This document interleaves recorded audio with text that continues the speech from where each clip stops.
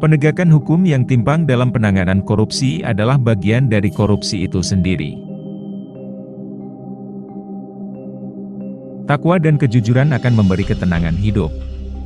Kalau kita bertakwa dan jujur maka hidup akan tenang, tak pernah takut atau resah. Jabatan tinggi atau kekayaan sebanyak apapun, kalau tak jujur, membuat hidup terasa hampa dan penuh ketakutan. Tidak ada yang berhak melarang orang menutup diri dengan cara berpakaian apa saja. Tapi jangan pula menista orang yang berpakaian biasa saja sebagai melanggar agama. Pakaian itu boleh apa saja, asal sopan saja. Terkadang Allah menjauhkan dari apa yang kita kejar dengan segala daya dan upaya. Tapi terkadang Allah memberi hal yang luar biasa yang tak pernah kita bayangkan sebelumnya untuk bisa mendapatkannya. Sudah berkali-kali saya katakan bahwa ada gium penegakan hukum tajam ke bawah dan tumpul ke atas itu adalah ada gium yang salah. Yang benar tumpul ke atas dan tumpul ke bawah. Yang di atas enak karena menyuap, yang di bawah terkena karena tak mampu menyuap.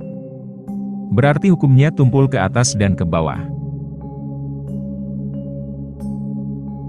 Berdasar fakta sejarah bangsa-bangsa dan ajaran semua agama di dunia, runtuhnya suatu bangsa disebabkan oleh korupsi para pemimpinnya dan tidak tegaknya hukum dan keadilan di kalangan rakyatnya. Kalau cinta NKRI, ayo jangan gamang lawan korupsi, tegakkan hukum dan keadilan. Dasar keimanan yang pertama itu percaya pada yang gaib dan kegaiban, tapi akal dan rasa harus juga dipakai. Hoaks yang memfitnah dan mengadu domba serta membuat resah masyarakat harus dihukum maksimal. Dilihat dari sudut apapun pembuat hoaks itu sangat jahat. Kita harus membangun kesadaran kolektif bahwa 1. NKRI ini harus dijaga sebagai negara aman dan nyaman untuk kita hidup. 2. Hoaks itu mengancam keutuhan NKRI dan memancing disintegrasi masyarakat. 3. Dukung penegak hukum untuk menangkap dan menghukum produsen hoaks yang jahat.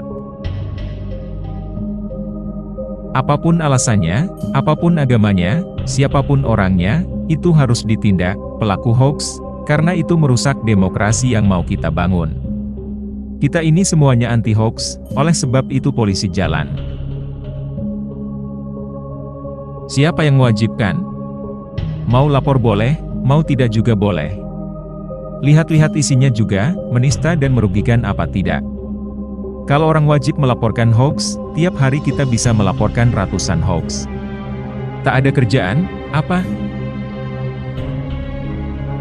Hal-hal yang sifatnya fitrah seperti HAM takkan bisa dihalangi. Hak itu harus diberikan oleh negara dan negara akan kalah atau terpaksa mengalah. Jangan lawan fitrah kemanusiaan. Saya tak punya amalan tertentu. Saya berdoa saja dengan doa-doa yang umum. Selain doa-doa dalam bahasa Arab, terkadang saya berdoa dalam bahasa Madura atau bahasa Jawa. Tapi yang penting doa itu disertai ikhtiar, usaha. Makanya saya selalu bilang, hukum itu selalu diaktualisasikan. Lebih-lebih fikih yang kerap kali ketinggalan zaman.